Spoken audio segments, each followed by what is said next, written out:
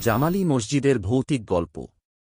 দিল্লির কুতুব মিনার চত্বরে অবস্থিত জামালি কামালি মসজিদ শুধু তার স্থাপত্যের জন্য বিখ্যাত নয়, এর সঙ্গে জড়িয়ে আছে ভৌতিক কাহিনীও। মসজিদটি নির্মিত হয়েছিল 1528 সালে সুফি সাধক জামাল উদুদ্দিন বা জামালি এবং তার সঙ্গী কামালির নামে। তারা পাশাপাশি সমাহিত আছেন মসজিদের পেছনের সমাধিতে।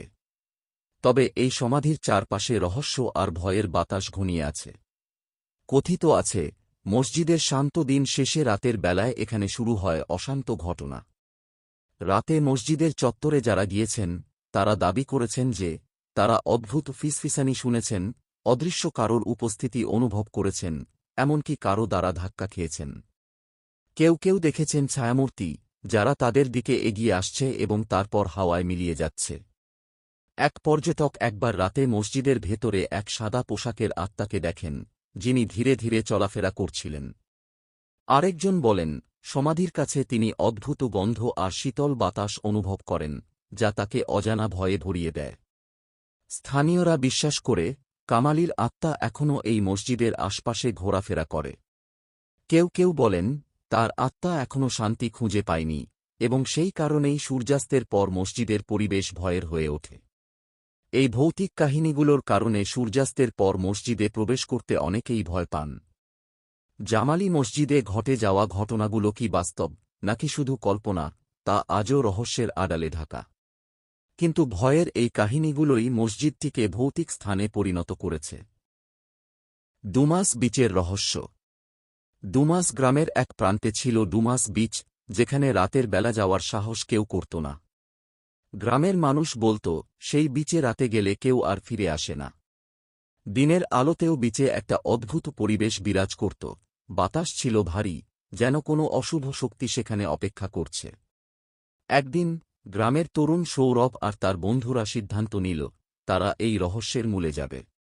লোকমুখে শোনা গল্প তাদের উত্তেজিত করেছিল, কিন্তু ভেতরে ভেতরে একটা ভয়ও কাজ করছিল। তারা রাতের বেলা চাঁদের আলোতে ডুমাস বিচের দিকে রওনা দিল। বিচে পৌঁছে তারা দেখল সাগরের পানি অস্বাভাবিকভাবে শান্ত।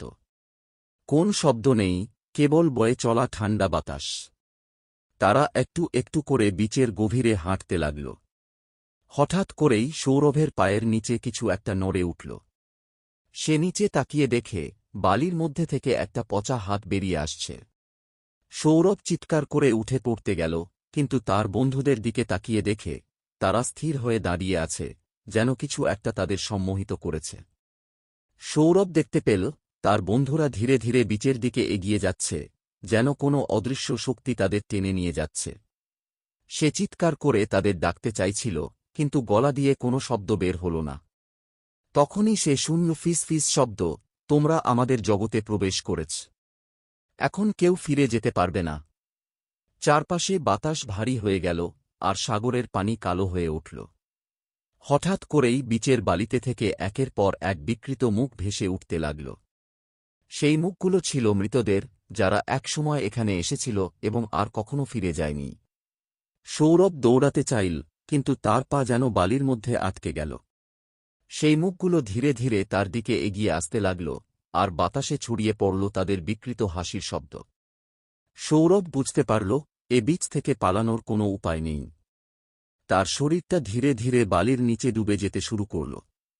তার বন্ধুরা কোথায় আছে সে আর জানত না।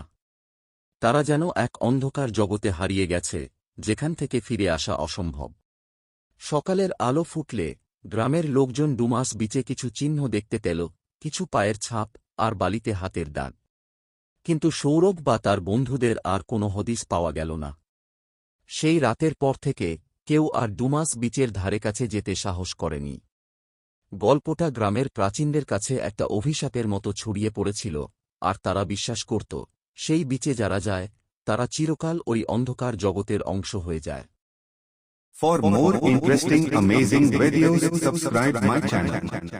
Please like and share, and of course comment below. And one more thing, be the king in animation world.